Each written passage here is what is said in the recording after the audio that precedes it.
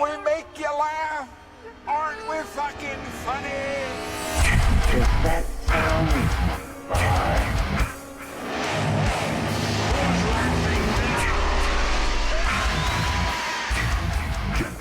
What's the boogeyman?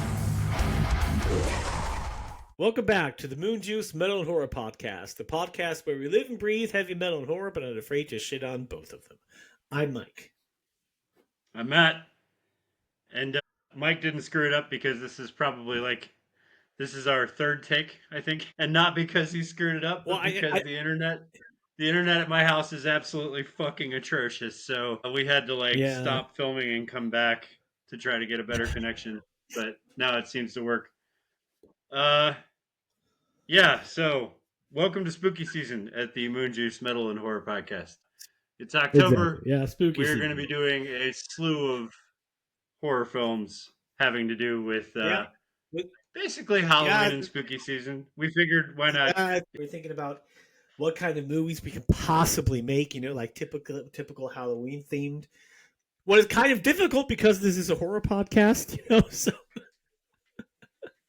But, of course, obviously, there's one movie that we are definitely going to do this month during spooky season. Not going to say it, but, I mean, everybody can guess it. Are we only going to do one of them, or are we going to do more than one of them? That could be special, Like, let's say, because of Halloween, we do, the first 3 in a row? Yeah. I'd be fine with that. I'd be fine with that. Just because I feel like those are like staples, and there's so much to say about those movies, love them or hate them. There's a lot of material there. And, I mean, I love those movies. I do. They are also the framework for the movie that we are doing today. True, yeah. Like it or not, this entire franchise rode the coattails of Halloween in every possible way. And kind of like we talked about with the first of this film, the writer and director wanted to specifically rip off Halloween, and they absolutely did. And they even said that that's what they wanted to do. They wanted to rip off Halloween and kind of ride the coattails of the success that Halloween was having. And they did that, and it worked. It worked so well that arguably this franchise's antagonist is just as well known as Michael Myers. As a matter of fact, the fandom between the two fight back and forth about who's the best one. Yeah, well, I would say that definitely the one from this movie is the more popular one. Yeah, he is more referenced. More people talk about him, and clearly, even more people know him. I mean, if you know the people that are not necessarily into horror, I have occasionally here and there came across normies that did not know who Michael Myers was. Literally. A few normies. People that literally don't watch horror movies. Well, there are a lot of them out there, by the way. But I have not once met a person in my life that did not know who Jason was. Yeah. And what film are we doing today, Mike? Friday the 13th, Part 2. And the thing, even if most people... And I've also met people that were not entirely aware of Jason Voorhees, like his full name. But they were like, hey, Friday the 13th, that's the one guy with the hockey mask, right? So I would say Jason is definitely more popular than Michael Myers. And I would say also as a character, more interesting. I mean, we had before we started this discussion, Matt, we talked on the Bay's typical canon. And even though it's still kind of, I would say, a lot of people argue that there are 2 canons or whatever. I would say Jason is, in my opinion, the more interesting one. But generally, you can say that when it comes to characterization, the way these characters, act, there is not really much difference between Michael Myers and Jason. That's fair. That's fair. There is a difference. That's fair. But that's fair. Different. Yeah, there is. I mean, the major difference, of course, is visually how they look, and of course, Jason is way more powerful than Michael Myers, and of course, their backstories. And now this is crazy to see that Jason is less a psychopath than Michael Myers is. Yes. Yeah. Because, I mean, Michael Myers just fucking wants to kill everybody and he hates everything and everyone. But there is one person in the universe that Jason cares about and loves and would do anything for, his mother. What makes Jason the ultimate mama's boy? I'll give you that. With the two characters, they both have, and not to get into the weeds, but they both have very deep backstories depending on which canon you want to believe, right? So Halloween also has its own mixed up canon. The only difference is that franchise has been rebooted 3 different times, right? Or maybe more. Yeah. It literally, there was a soft reboot with Halloween H2O, and then they forgot about Halloween H2O and then restarted right after Halloween 1 with the new canon that came from Blumhouse or Shithouse or whatever you want to call that company. And they were absolutely fucking dreadful. For me, personally, I'm sticking with the original canon. It's like 1 through, I think it's 7, right? 7. I think there's 7. Yeah, I'm not sure. And that's where I'll stop because I've seen a few of the Halloween movies, but not all of them. That franchise was not really all that interesting to me. Of course, I was more Friday the 13th, you know? Yeah, me too. But Halloween, I don't know.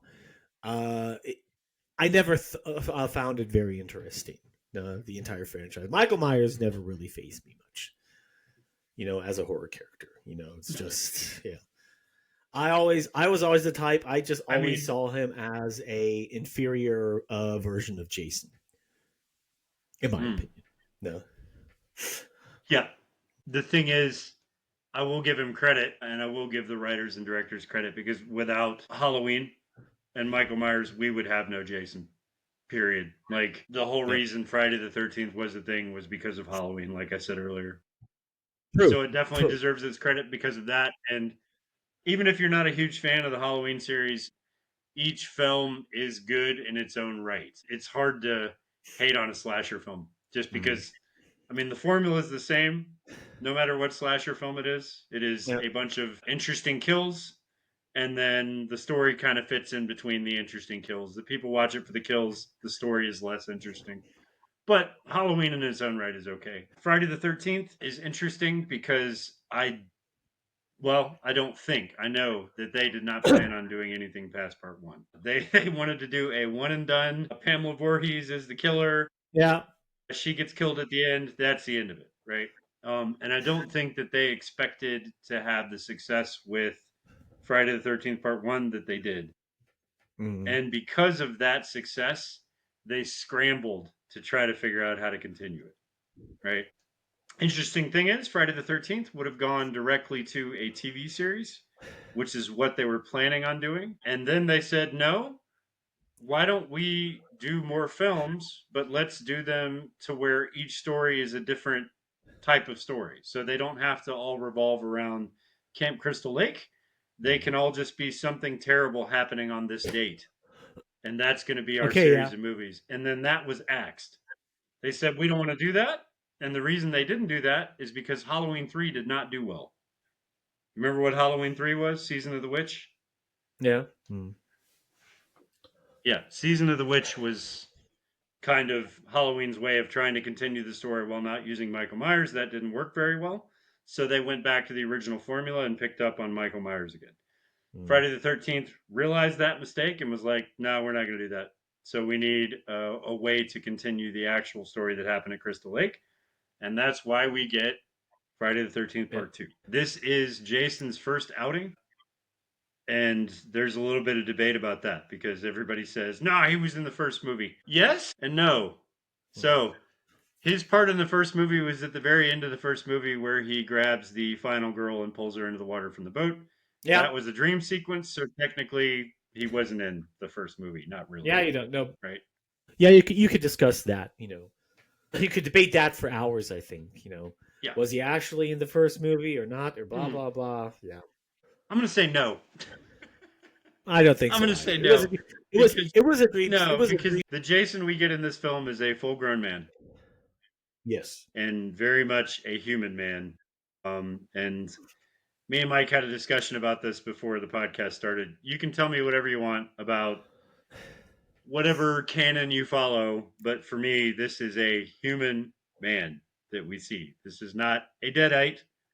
This is not someone with mystical powers. This is a guy that is clumsy as fuck. Uh, Gets knocked down by a car door in one scene, and that's enough to put him on the ground and incapacitate him for a good minute. Yeah, of course. This is He's like very much human. this is also the first time Jason was used, and also depending on what kind of canon you want to go by, he did not have any supernatural abilities at this state. I mean, in the original canon, I mean, of the first movie at least, it wasn't until like I'm not sure which one that he got these supernatural powers. It was at least the movie where he, at the beginning of one movie, he gets electrocuted, and that's how it kind of reanimates him. From that point on, he had these supernatural abilities. Some people would make the argument, I think, that he had those abilities before in some kind of shape or form, but that's kind of the typical horror trope. You can apply that to literally any horror or slasher movie. Yeah. This is one of those things where you really can get into the weeds with slasher films because you could say the same thing about Mike Myers, right? Yeah. Or Michael Myers, sorry. So he gets injured in this film pretty bad, right? But yet he comes back for 3, and there does not appear to be any visual injuries whatsoever. In part 3, at the end, he gets killed, like you said, by Corey Feldman, right? Corey Feldman's character literally hacks Jason up. He's dead as fuck. Yeah. At the beginning of part 4, he gets brought back to life by Corey Feldman's character again, who wanted to go to the graveyard and make sure that he was dead. He gets electrocuted. Jason comes back to life, and from that point on, he's an animated corpse, basically. Right now, throughout the franchise, they try to explain this away, and they get into the weeds trying to explain it away. Really, I don't need an explanation. I don't need an explanation. I never needed an explanation. I just the thing is, you could kind of try to give some kind of explanation if you want, if it's done well, but this is just like it's a horror movie, and the same thing as horror, science fiction, fantasy. None of these shit has to be realistic. There does not have to be some kind of realistic explanation. You could just leave it in a fucking mystery. You know, like he's some kind of he is some kind of supernatural creature, some kind of undead thing. You can leave it with that.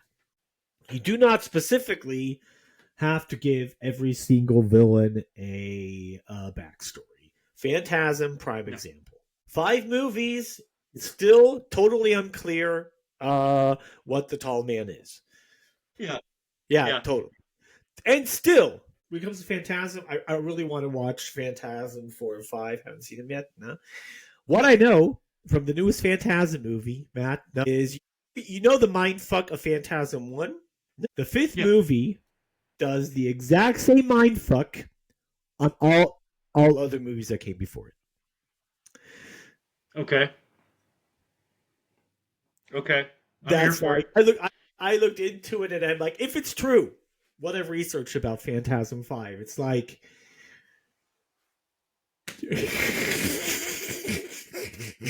I mean, okay, but that's why I love Phantasm, because the entire franchise is a total fucking mindfuck. But we're not talking about Phantasm. It's okay. I think it's a worthy discussion just because, like you said, sometimes stories are fun to play with, and I think horror does that more than anything. Like they'll retcon something here, retcon something there, and then they'll act like entire portions of a story didn't happen. It's like you can do whatever you want in horror. You really can. Unless you're trying to do a very cohesive story that you're going to follow exactly and the rules are always going to stay the same, and then it has to make sense. But slashers really don't. I know. Yeah, well, they really don't. They don't, but even I don't care. I have to say, even actually liked the remake of Friday the 13th. I thought it was good. At the end of the day, they kind of just thrown the first 2 movies in together, but it worked. No? I mean, okay, the first Friday the 13th movies are basically the same in nature. They're the entire plot is basically a porn movie with all of the sex scenes removed, and occasionally somebody gets killed. And the only mistake they did in the remake is they put Jason up against Sam Winchester. Yeah. Yeah, that's true. That's true. Yeah, I that's a thought was. mistake. I mean, I think this was. I'm not sure, but I think even the remake of Friday the 13th was made pretty much early on when Supernatural was still relatively new.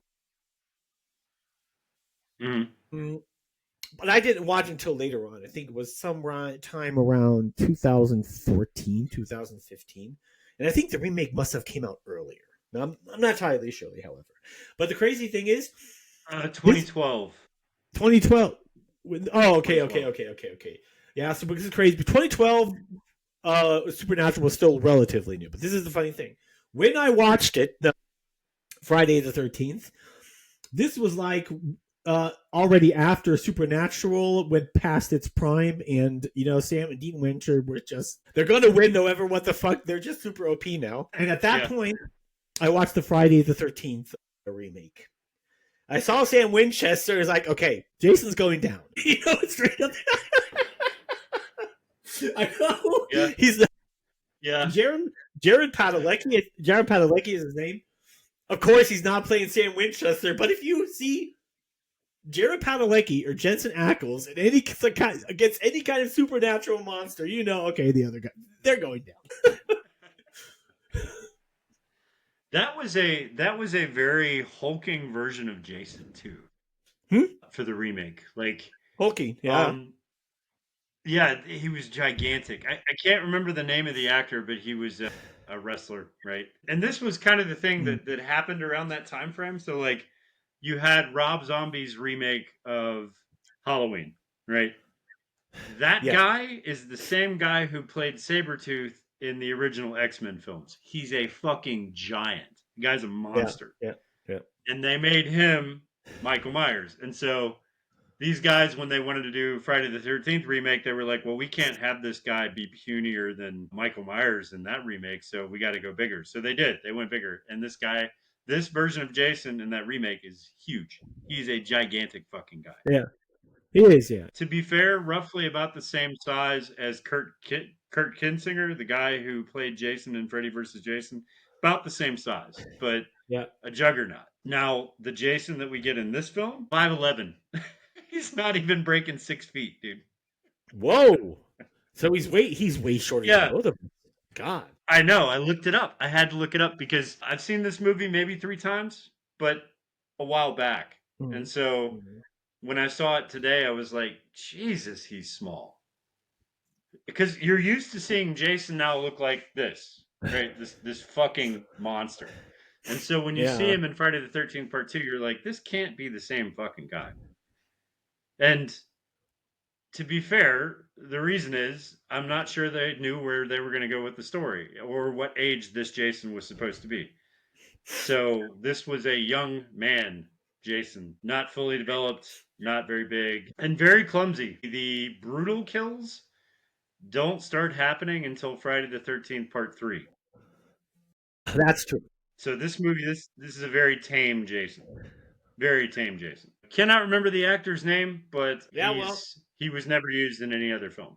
I think but you'll probably get to the cast and crew. Yeah, because at that point we could just get into the cast. What was his name? Okay, Jason Voorhees. Okay, Warrington Gillette. That is his name. There you go. Yeah. Okay. Well, when it comes to the cast, God, I don't remember this being such a fucking large cast they have here. No. Okay, we have pretty big cast.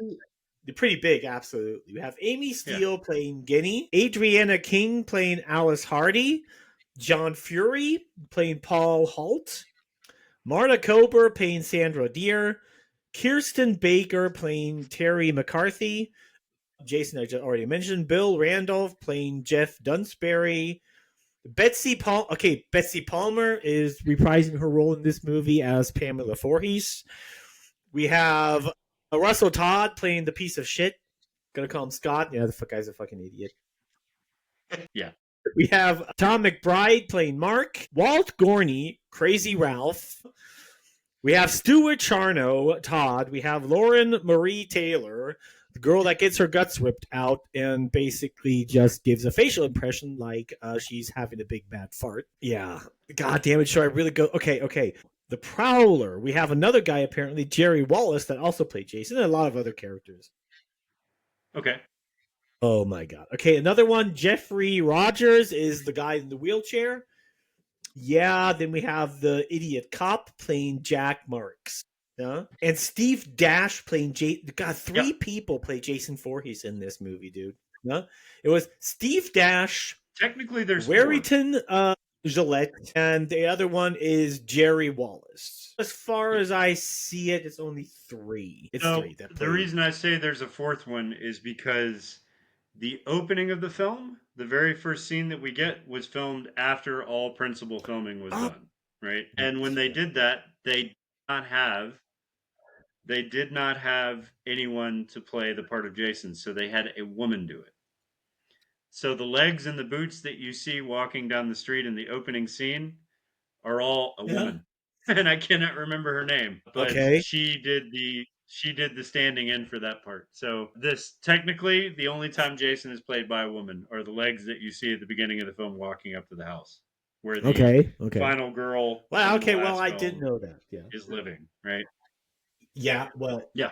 Well, of course, as you didn't know, you just start out. The movie starts out with a scene where you see a person walking down the street. This is obviously Jason walking down the street. Then it cuts back to the girl that survived the first movie. She's laying in bed having nightmares from the events of the prior movie. She gets up, talking to somebody on the phone. Don't remember, don't care.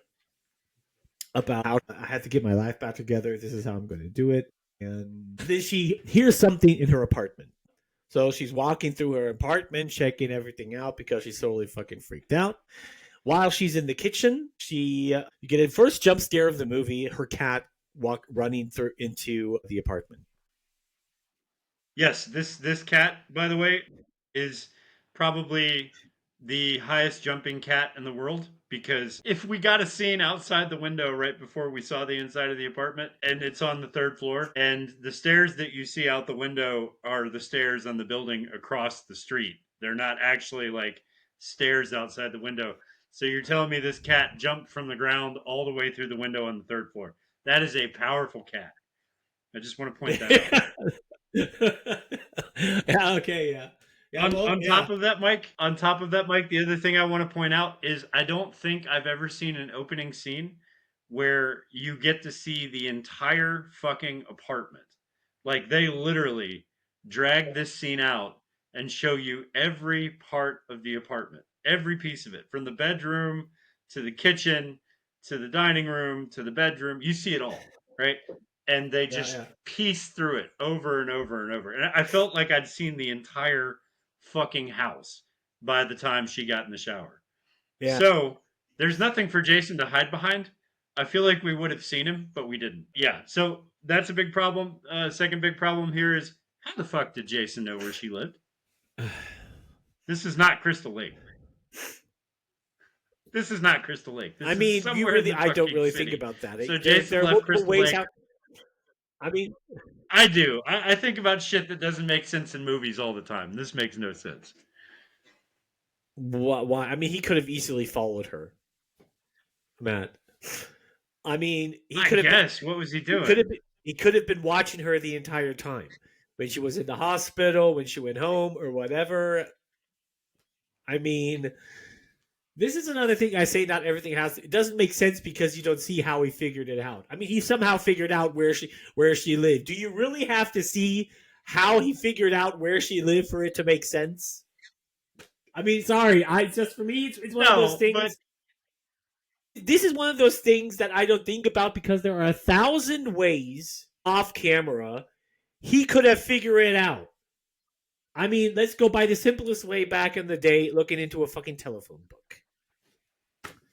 Now let's go back into the way that in the first camp, these people were hired, so maybe their names were running around in some kind of piece of paper somewhere.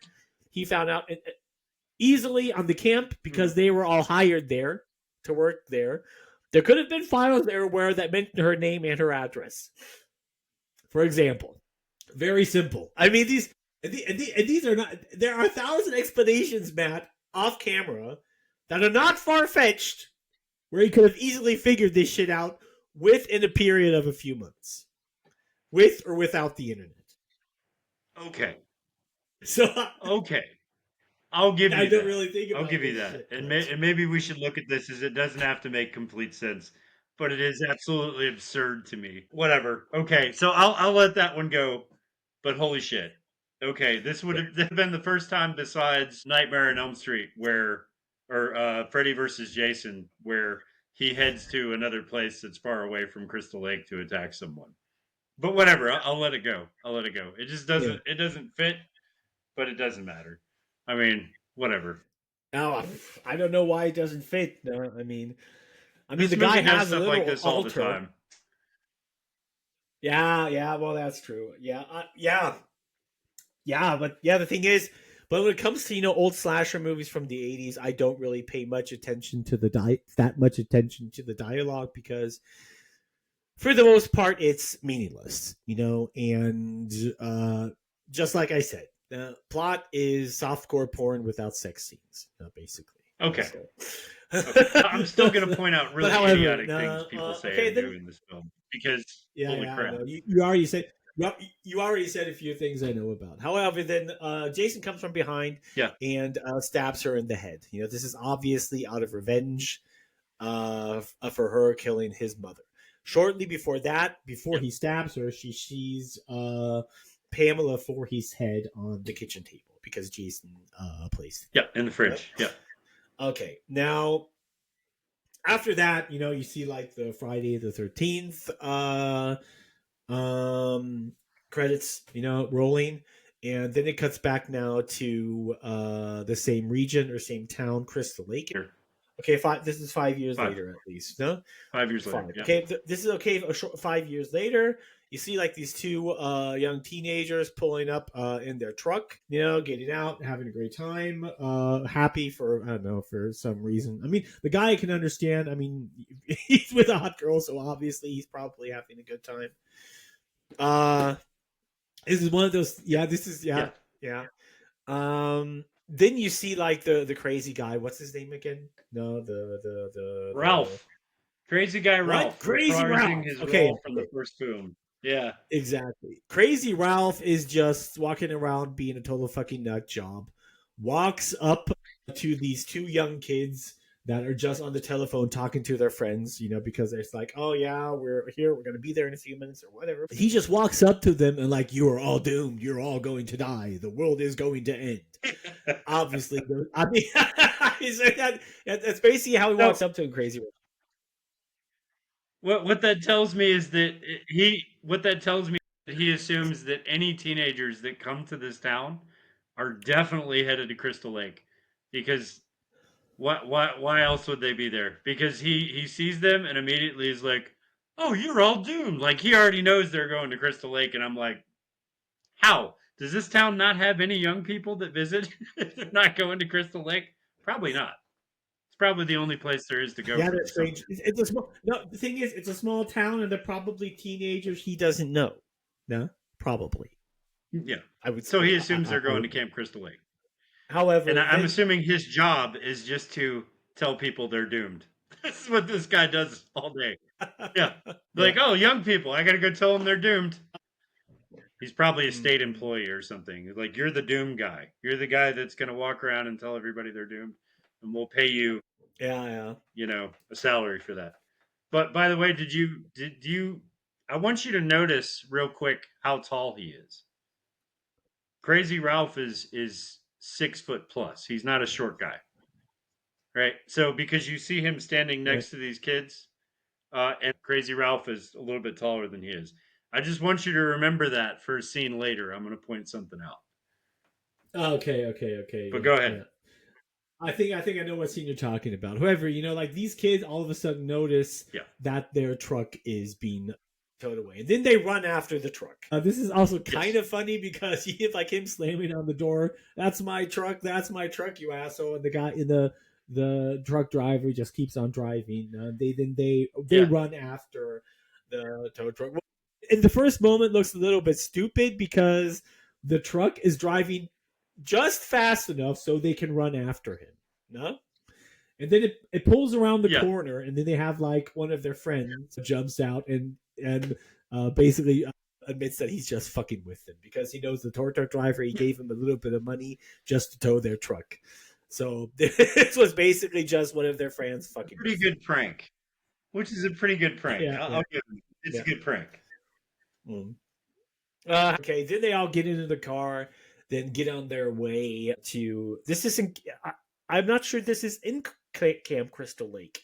It's in another camp. The camp is on Crystal Lake, but this one is a different camp. Because the entire camp where the first one happens, that is known as a Camp Blood, it's been locked off. That no visitors can go there. Mm-hmm. What I mean, what does not entirely make sense, but that is a point that does not make sense.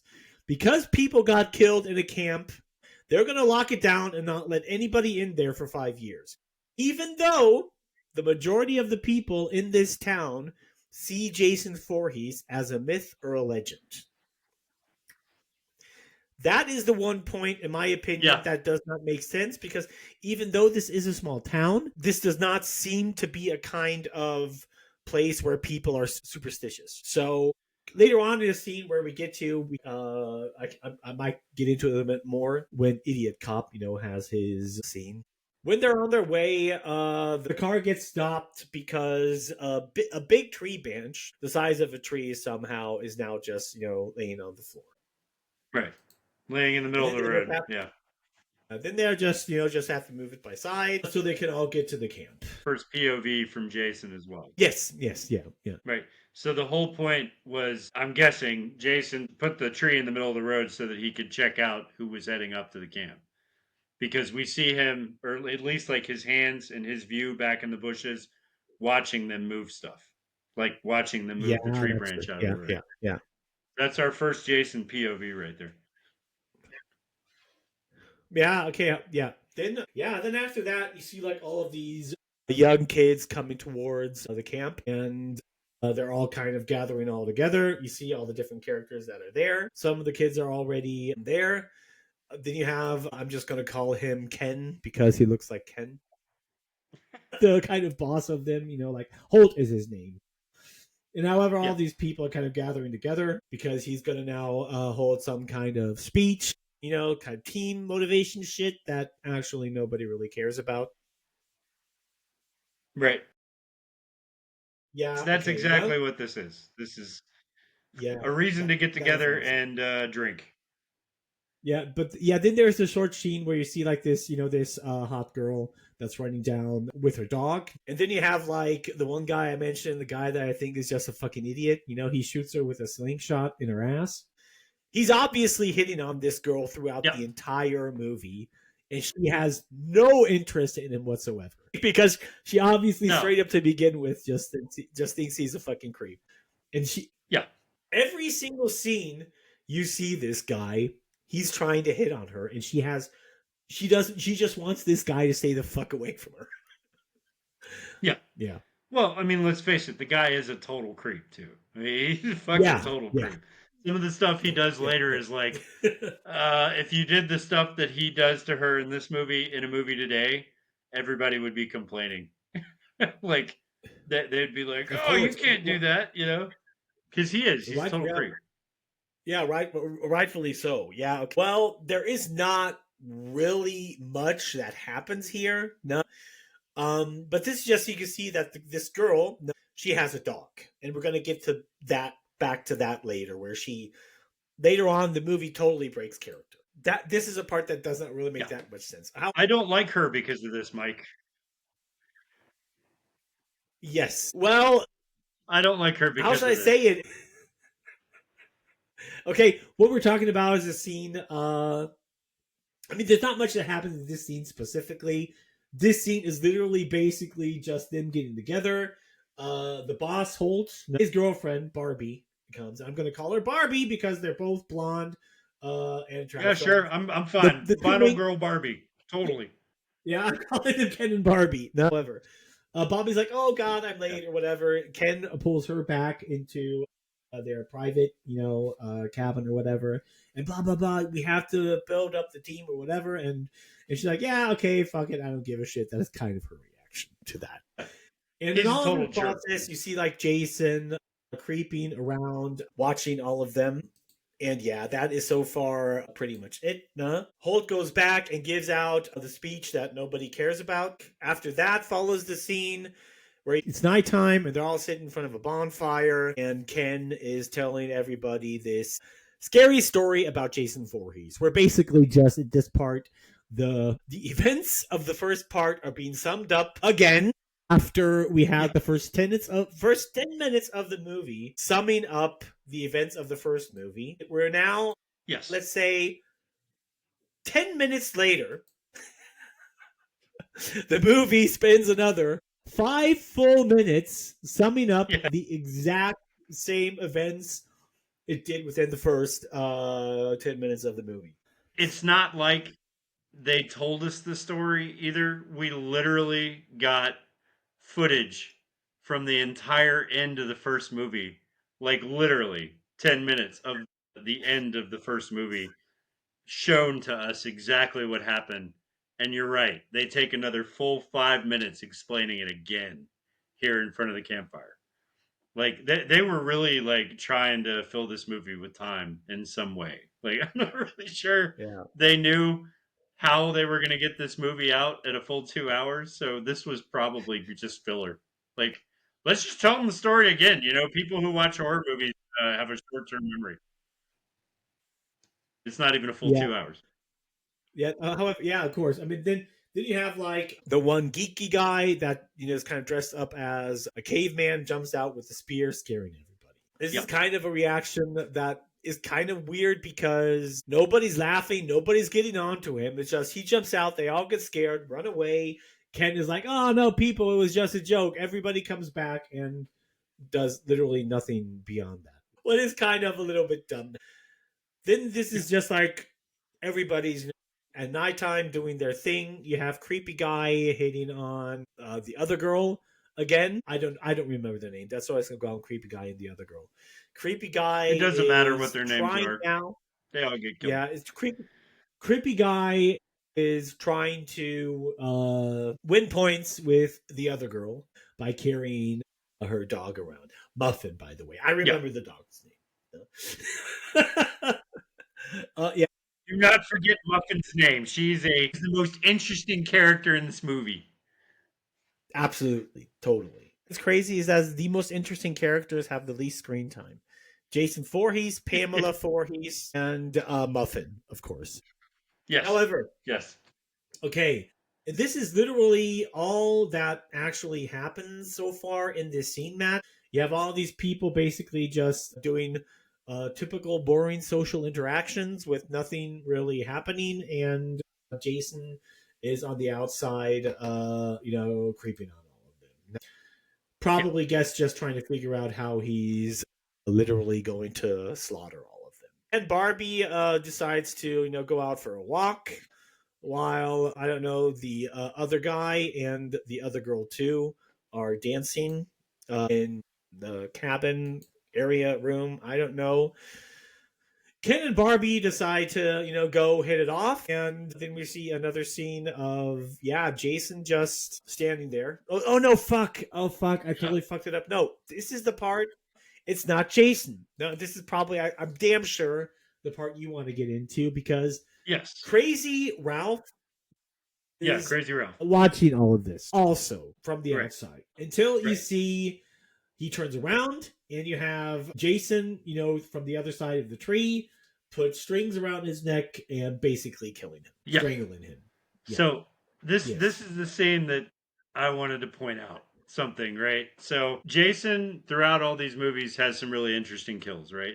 Not this movie particularly, but for this kill to be possible, there would have had to have been multiple things that happened. So Crazy Ralph, like I said earlier, is about 6'1", 6'2".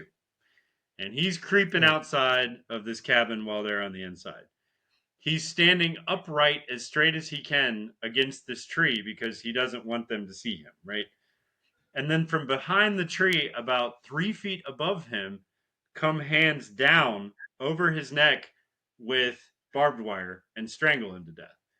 So follow me on this. For Jason to be able to have pulled off this kill, he would have either had to have been 13 feet tall, or he would have had to have been hanging upside down by his feet to be on that side of the tree pulling up on this guy's neck. There's no two other ways that this kill could have happened. Because there's no way for him to be gripping onto the tree in any way with his legs, because we do not see his legs on the tree. The only thing we see are two hands come from around the tree and strangle this guy. So was Jason hanging by his feet? Because we already know the guy's not 13 feet. Yeah. Then of course it jumps to daytime, and then you have like everybody is now jogging, not all together, to the woods or whatever. And while Jason is creeping on them the whole time, until it cuts back, they're all having a walk through the woods until you see a scene of a Muffin, the dog.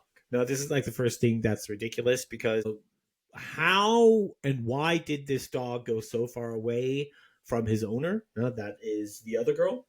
And all of the other people. And the other girl, at no point or whatever, decides to call him or whatever. You see Muffin walk up to Jason. You can just see Jason's feet and the dog looking up to them. Then it cuts back. Interesting cut, because then you see hot dogs on a grill. Yes, there's hot dogs on a grill, which lets you know that the dog is toast. That's the joke.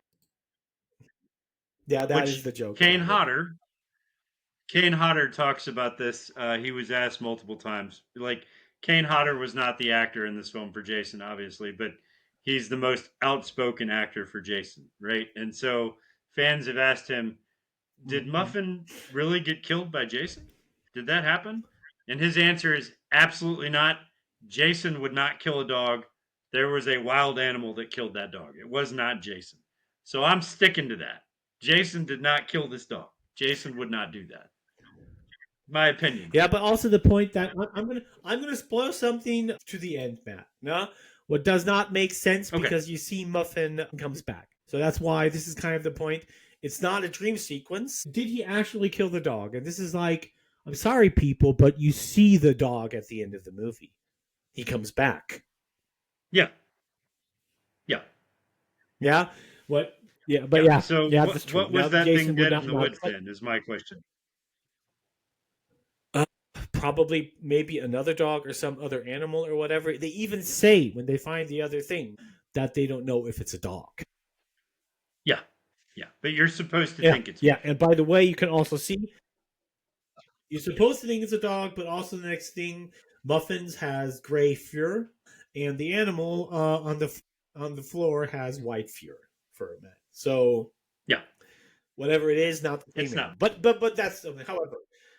Now, this is like the next thing. Okay, maybe you see the other girl walking through the woods looking for her dog. Yes. For a Muffin. Okay, this is like a little bit late, but at least she found out that her dog was gone. Now, this is also until she gets called, because somebody calls her. Then she says, fuck it, and just runs back to the people, totally stop looking for her dog. And this is the thing. What totally breaks character. Because after this point, she never is worried about her dog, tries to find her dog, neither is the dog mentioned. After this point, nobody even acknowledges that this dog exists. What makes no sense? I mean... No. You're going to tell me... No, you're going to tell me this girl... this girl...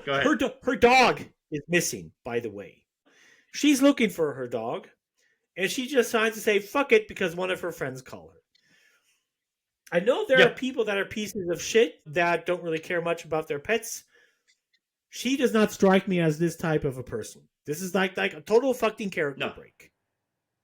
Because from this point on, she acts like an entirely different character.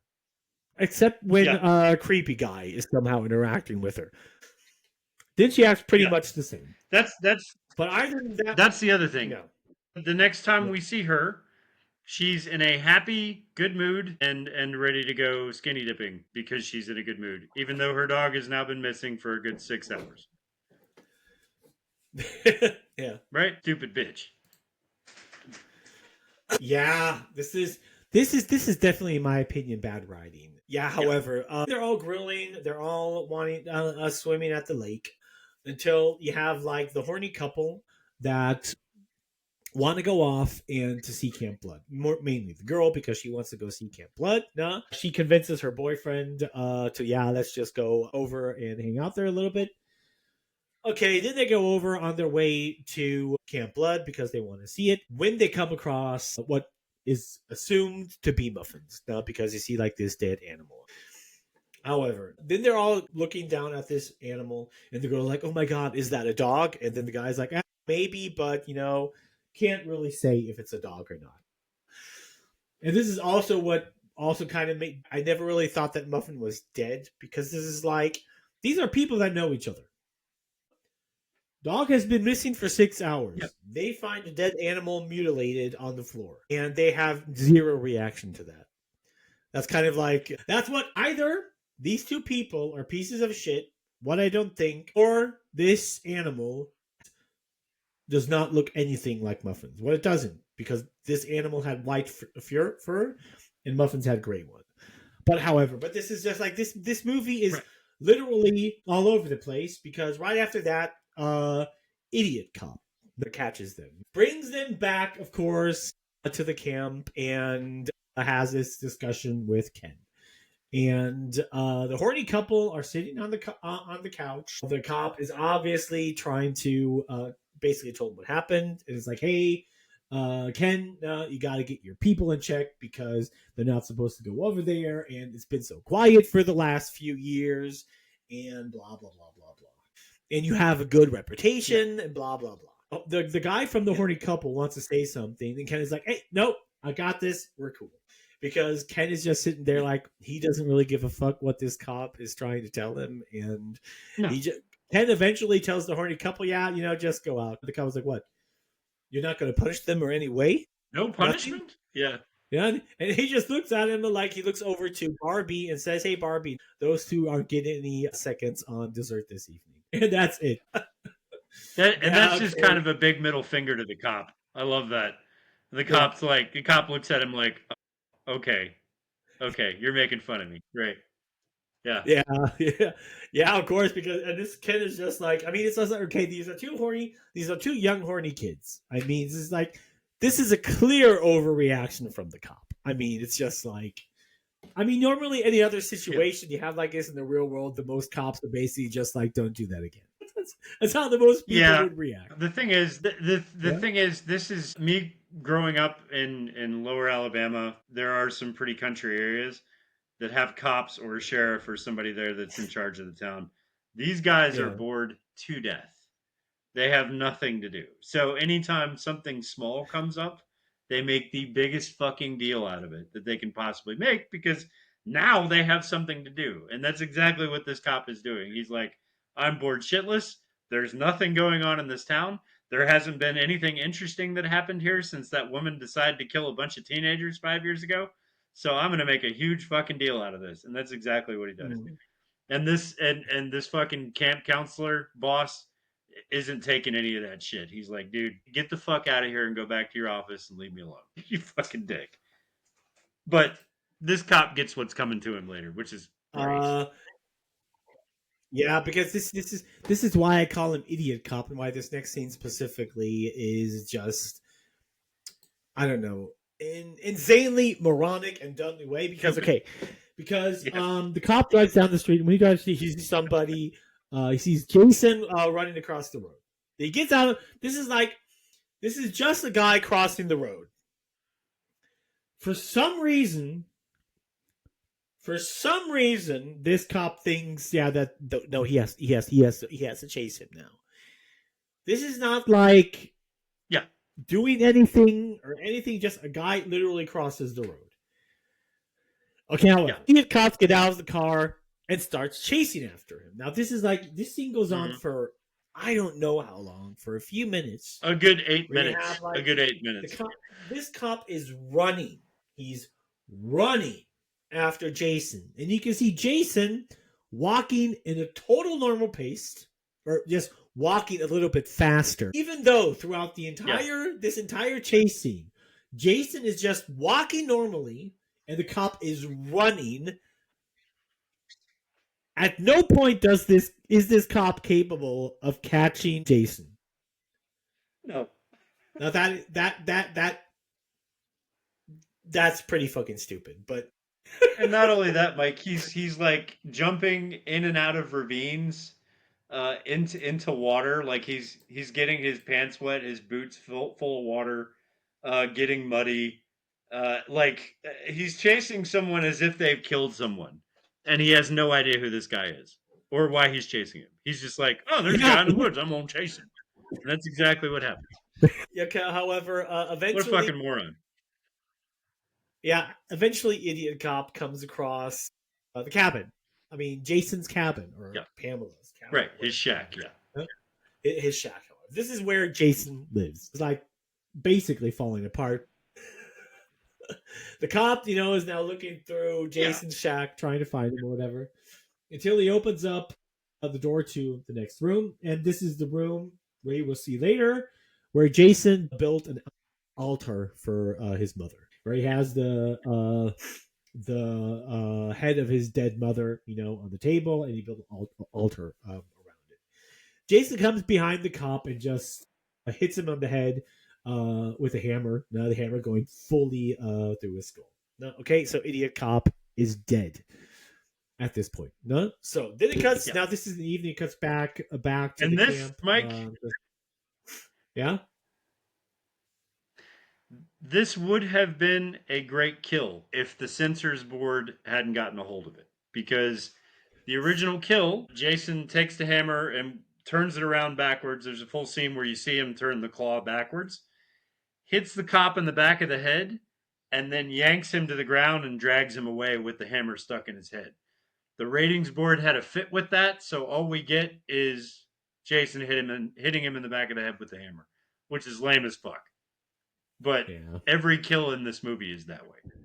Every kill. I know. It's basically that. Yeah. Then the scene cuts back to camp. And this is like Ken is telling people, okay, we're gonna go out to the city and have a party or whatever, and blah blah blah. And of course, the horny couple are the first ones to say yeah, and then Ken is like, no, you two have to stay here, because this is now where he obviously said is going to punish them.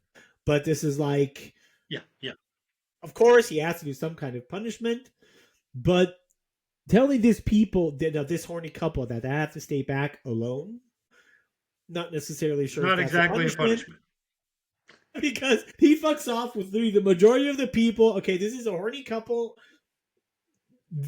This is not a punishment for them. No, I mean, it would have more been a punishment to force them to sleep in a separate room for 3 days. That would have been a punishment for both of them. Yeah. But that would have been a punishment, yeah. However, then you see a creepy guy and the other girl trying to hit on the other girl. Again, this is like the only thing this guy does. It's be a fucking creep. Then That's his whole purpose. Yeah. Yeah. Then the guy in the wheelchair and his girlfriend are saying something. Don't know. Don't care about. The guy in the wheelchair says call he's him going to Wheels. stay here. Wheels. Okay. Wheels. Okay. However, Wheels decides to stay here, to stay at the camp, and his girlfriend, stays there because she wants to stay there with him. And of course, you obviously know these are going to be the 6 people that are definitely going to die. You know that. And this is funny thing. Except for Ken and Barbie. Everybody else that you have so far seen in this movie, everyone is vanishing. They're not going to come back. You're not going to see them again. They're just gone. Yes. After this point. This is a point of contention. This is a point of contention for this film, right? Yeah. Among fans. Because the couples that go to this bar avoid being murdered by Jason for the entire film. And so they go away from Camp Crystal Lake.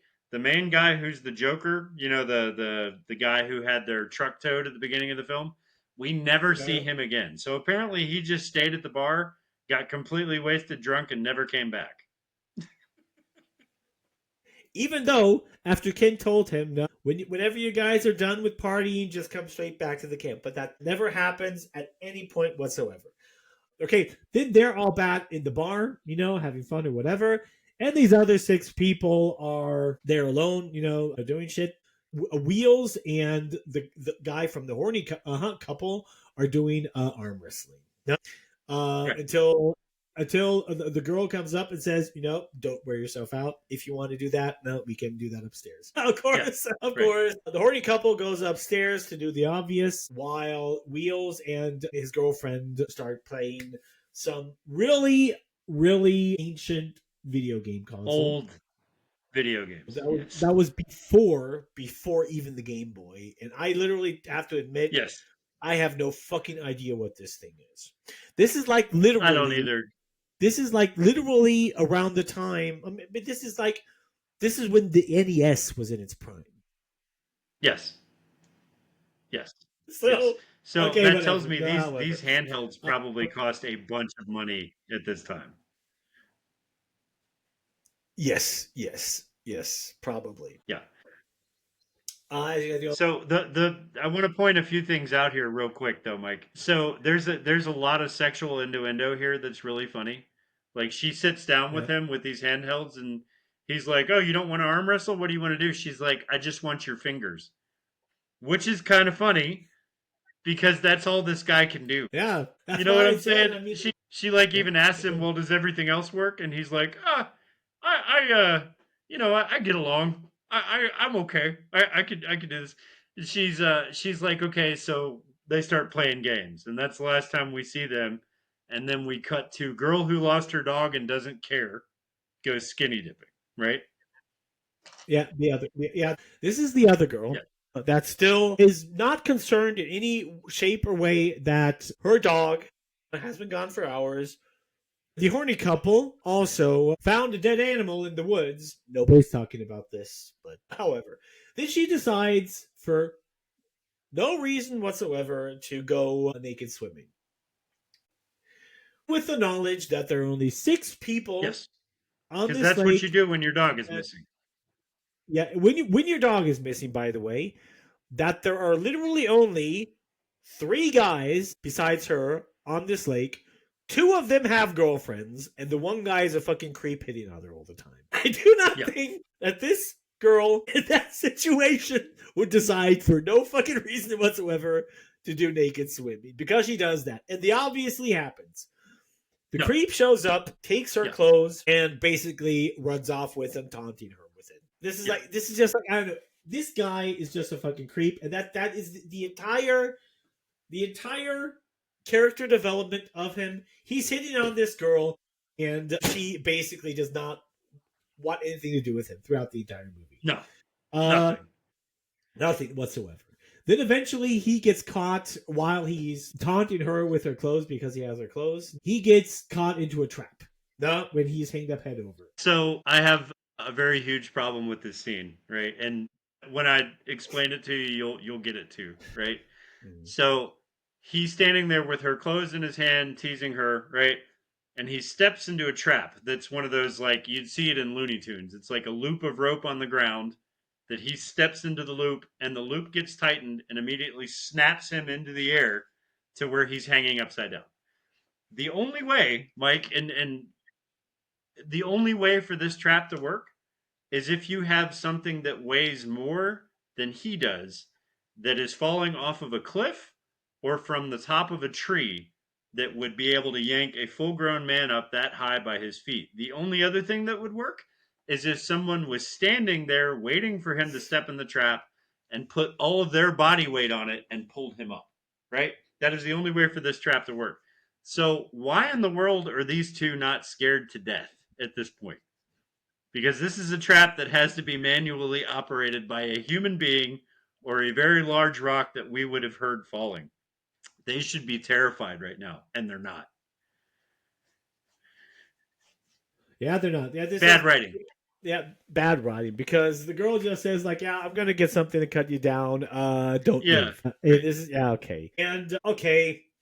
What the fuck? She goes back to her cabin to get something to cut him down. In this time, Jason shows up and cuts the guy's throat with a machete. By the way, Jason really cannot decide with what weapon he wants to kill people, because Yes, he changes weapons in this movie like a girl changes clothes. Yes.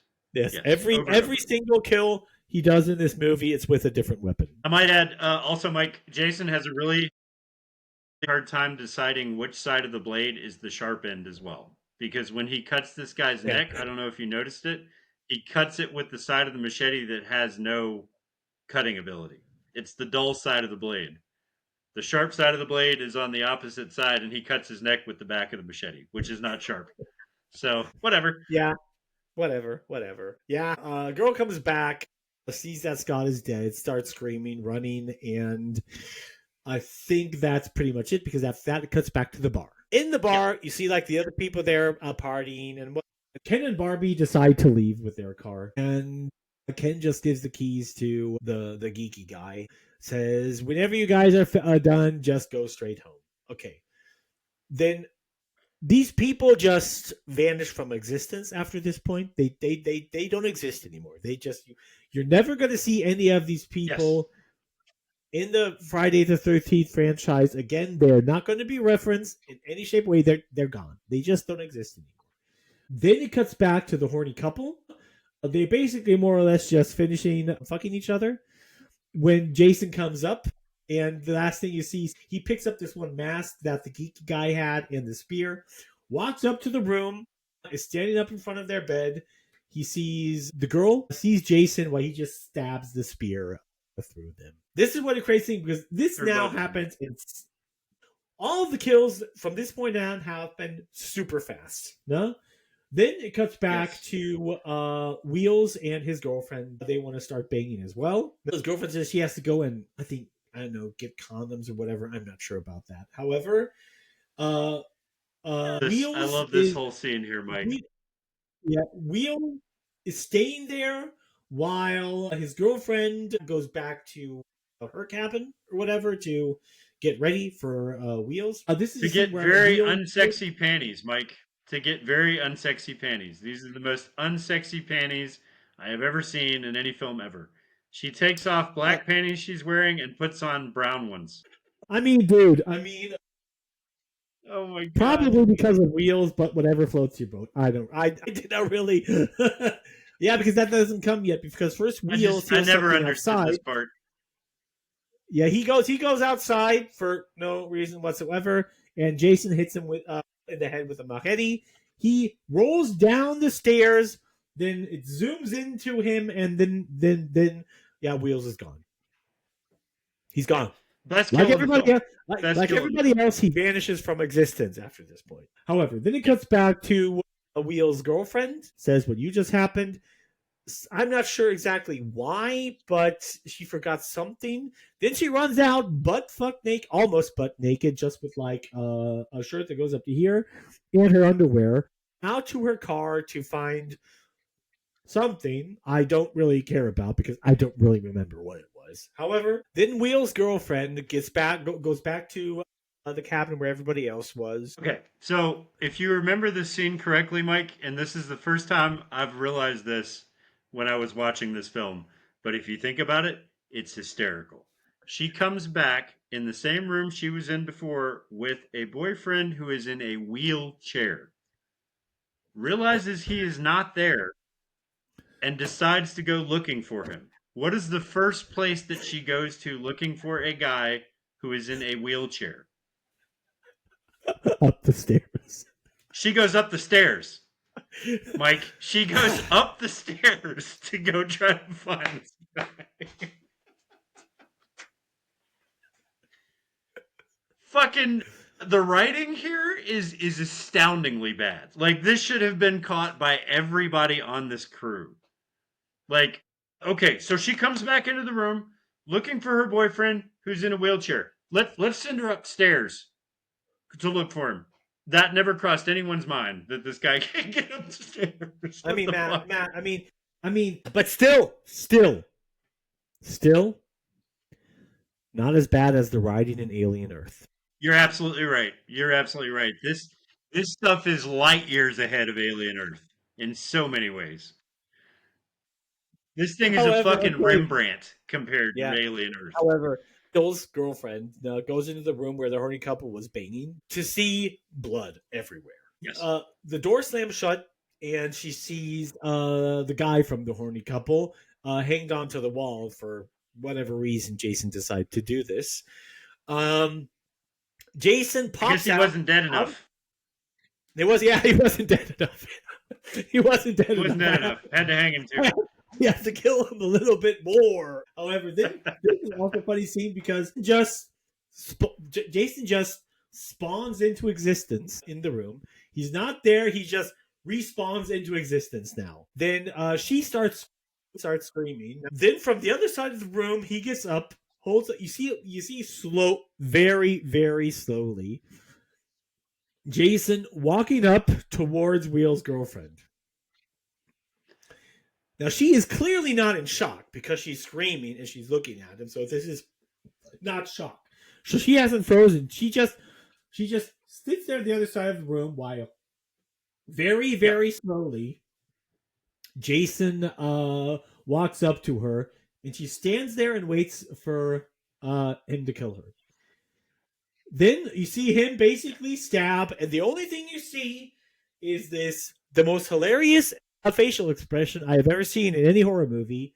You see her basically looking there, just looking into the camera with the facial expression as if she had just let the biggest, most painful fart in her life. That is her facial expression in this scene. You're absolutely right. This does not look like a kill at all. Not at all. And this is like funny because so far now, really within a very, very short amount of time, Jason has managed to kill, well, almost the entire cast so far. The entire cast, yes. Yes. Yeah. Okay. And very boringly, Yeah. I might add. Of course, as I've mentioned before, that's not technically Jason's fault. These kills are actually fantastic. I would suggest anybody that really likes Friday the 13th, go get the newest Blu-ray that came out and watch the kills in all their glory. If they'd been done this way, this would have been a very, very different film. Very different film. But the kills were just neutered. Absolutely. Then because this is the funny thing, because then Ken and Barbie come home.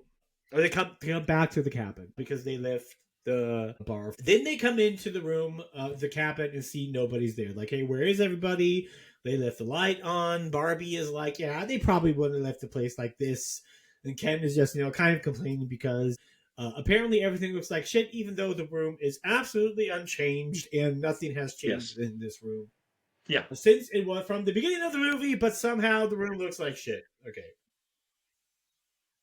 Yeah. He only picks up a joint and says, like, holy shit, these kids smoke better dope than I do.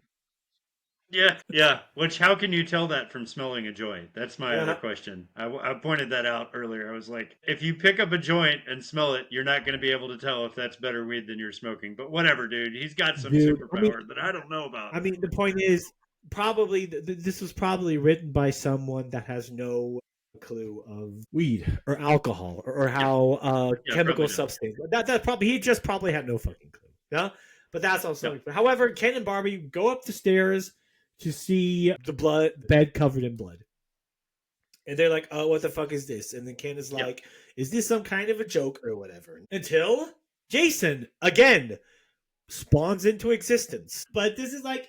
Of course, and then this is like Jason killed all of these people, removed their bodies, went back to the cabin, and did nothing. Yes. He just waited there. Yeah. However, then you have the fight between Ken and Jason where they roll. This is like literally throughout the entire movie. You have Ken and Jason just rolling back and forth throughout the entire room. That's the fight. Yes. It resembles a wrestling match more than it does a slash. Yeah. Okay, Barbie panics, runs out the room into the forest for no actual reason. Jason eventually decides to start to chase her through the woods for no reason. Okay, obviously he's chasing her, whatever. You obviously at this point assume that Ken was killed by Jason, even though nothing is shown. You literally just see Ken and Jason rolling around on the floor besides the bed covered in blood while Barbie just panics and runs out into the woods. However, Yeah. Barbie is now. There's a few things here that bother me a lot, Mike. So, first thing, when Jason materializes in the room to attack Ken before they start their wrestling match, I think the fact that Jason can only see through one eye of this fucking pillowcase that he's wearing over his head seriously fucks up his depth perception. Because when he goes to stab Ken, he stabs the wall about 5 feet away from Ken. Like, he had the jump on this guy. He was right behind him, and he did not see Jason, and Jason stabs the wall 5 feet from him. This is the worst botched kill that Jason has ever made. Like, this is awful. If you watch this scene again, it is so tragically bad how that happens.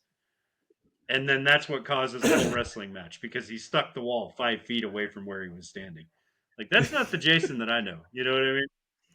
Yeah, obviously. After Barbie is chased by Jason through the woods, Barbie eventually comes into Jason's shack.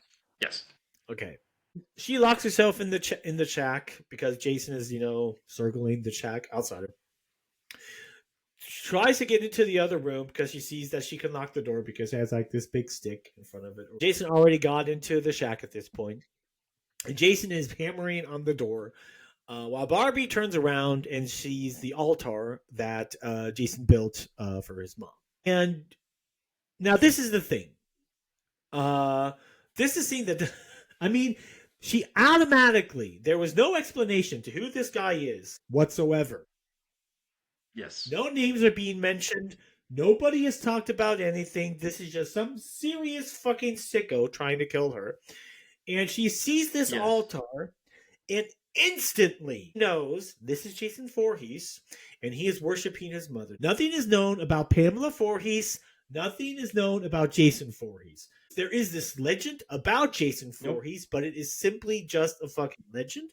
What is known about the townsfolk is that he is roaming Crystal Lake, killing people. But still, that's a legend. But everything behind the backstory of Jason Voorhees is not known at this point. However, she decides to put on Pamela's sweatshirt, put her hair underneath the sweatshirt, and just pretend to be Jason's mom because somehow that's gonna fucking fool him. However, out of fucking nowhere. Yeah. Out of fucking nowhere. This bothers me to my core and has always bothered me. Yeah. And I'm glad you pointed it out because this is the biggest fucking plot hole in any of the Friday the 13th films. Nobody knows anything about him and his mom. Nobody even knew that he existed. It is just a legend. And she goes and puts on the sweater of Pamela Voorhees and acts like Pamela Voorhees, telling him everything's okay, Mama's happy, it's fine. Kneel down in front of me because I have a surprise for you. Like, how would she know this stuff? Biggest plot hole in the Friday the 13th universe. Yeah, however, you're right. Of course, Absolutely. Jason gets down on her feet. She wants to hit him with machete until Jason sees the head of his mom in the altar and realizes that she's not his mother. She gets up to go after her, and then Ken materializes out of nowhere. He spawns back into existence. Now he's not dead anymore. He had an extra life. Yes. Then you have another wrestle match. Then the wrestle match continues between Jason and Ken, quite literally. Until this time, Barbie decides to not fuck off and picks up the machete and hits it into Jason's shoulder. No, Jason falls over. What they assume him to be dead at the beginning. They're just standing there, and for some reason, Barbie decides to pull off the potato sack that Jason is wearing on his face. Yeah. For whatever reason. Ken just basically says, like, oh, fucking shit. Yeah. And then they fuck off.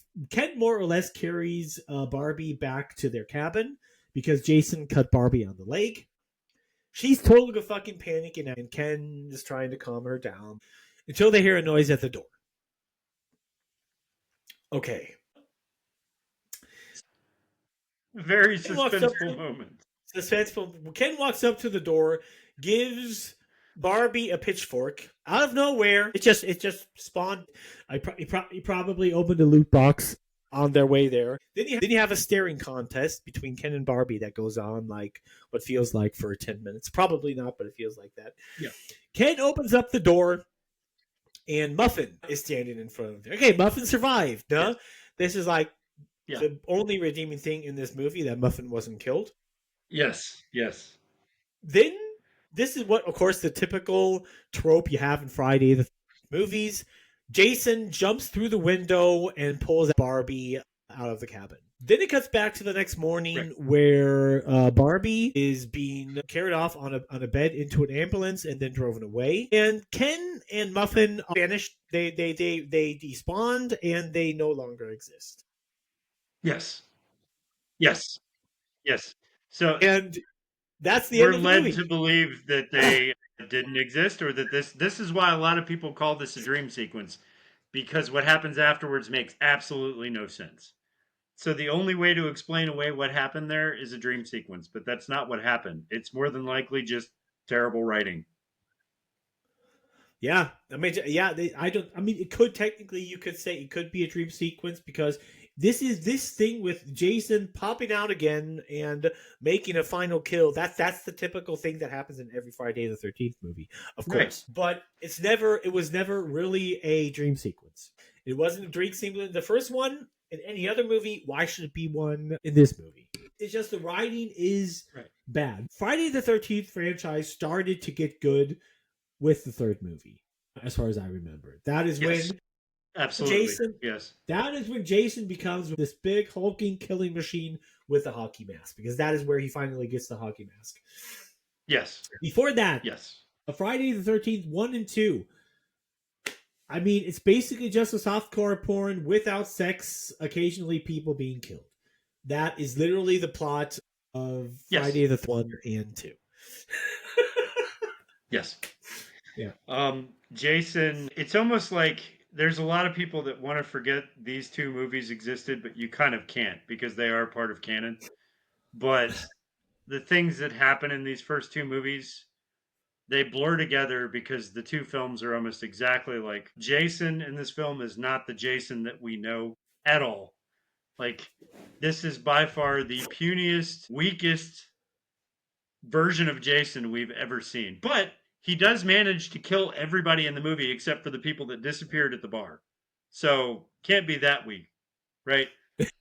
But this is not Friday the 13th the way that we know Friday the 13th. But yeah, it's just the real Jason picks up with part 3.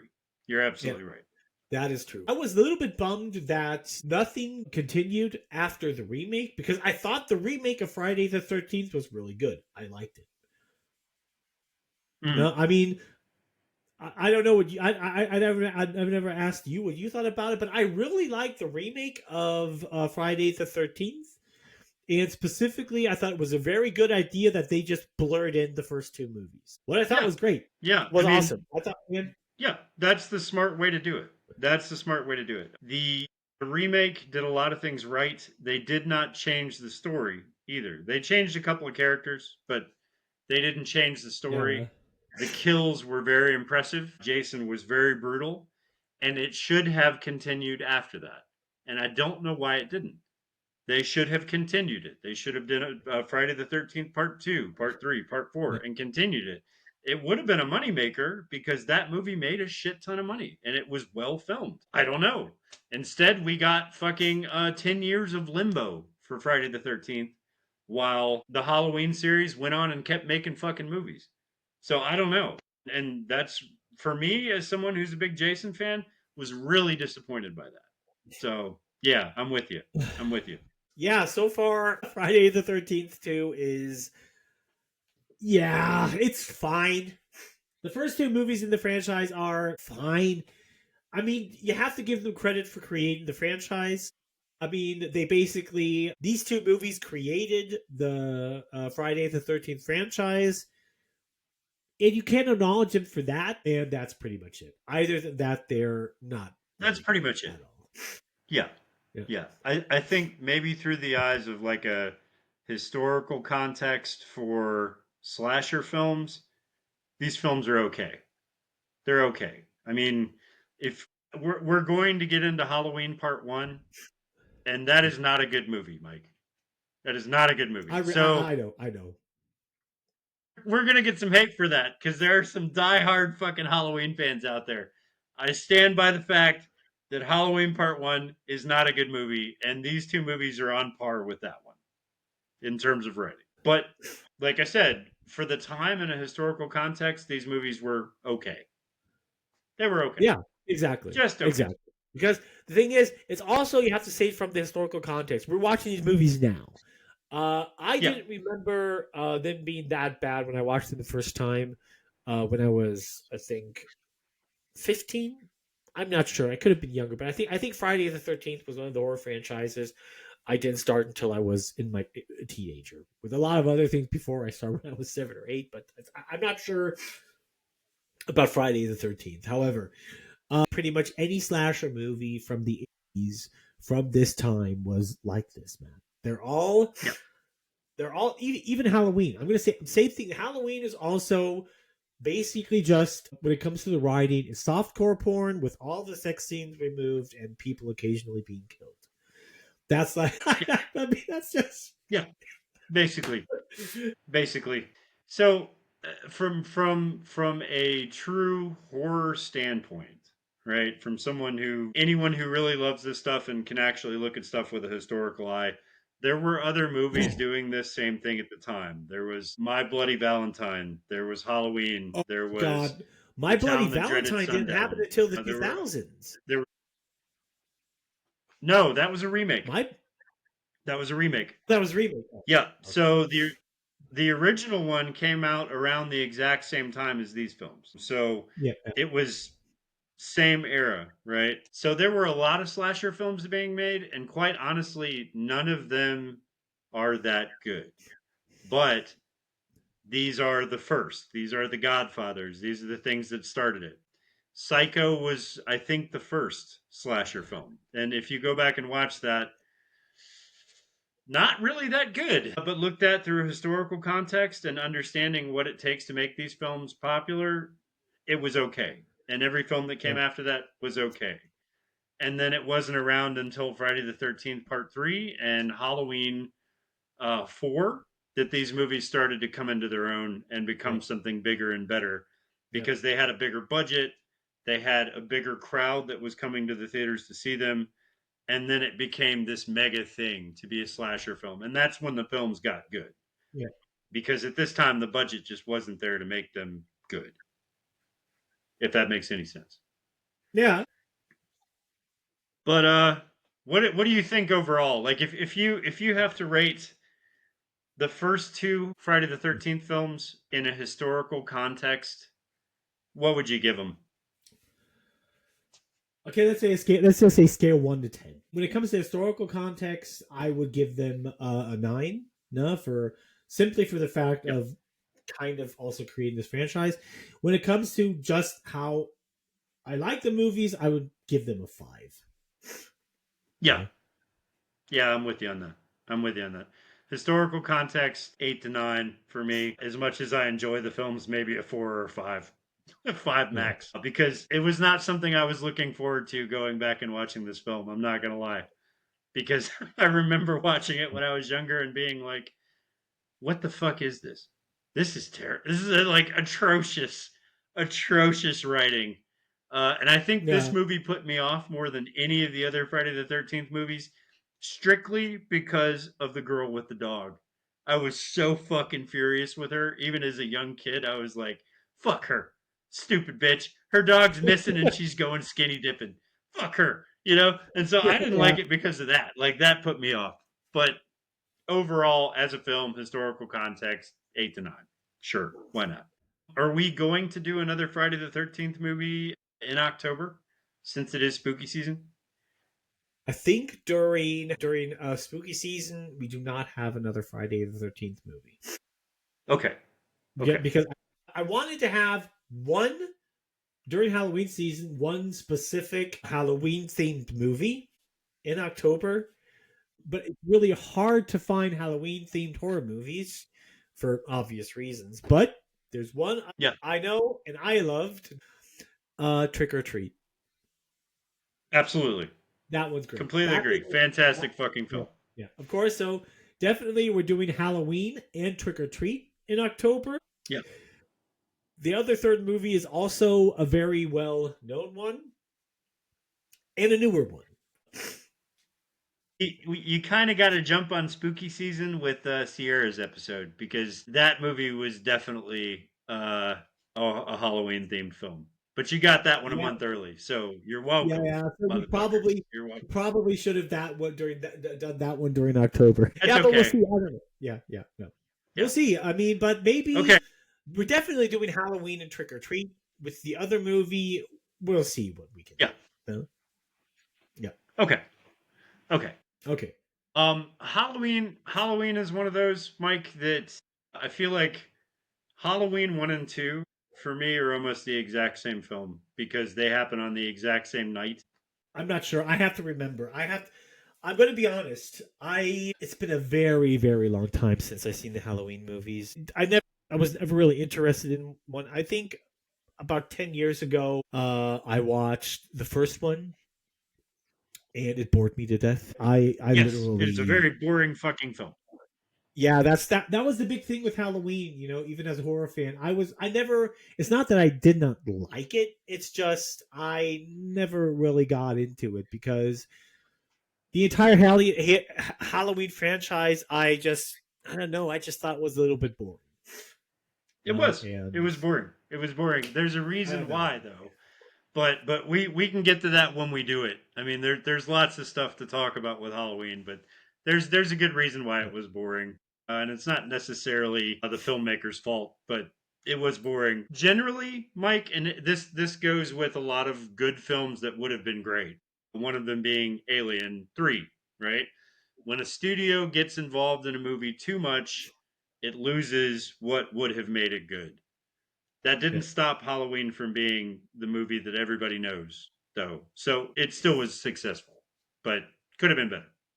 Anyway, we'll get to that when we do Halloween. Yeah. Do you have anything else to say about Friday the 13th Part 2?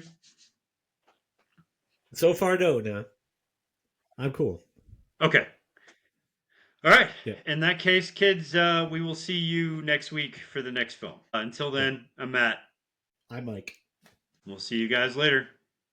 Bye. The blackest dies. The devil's side.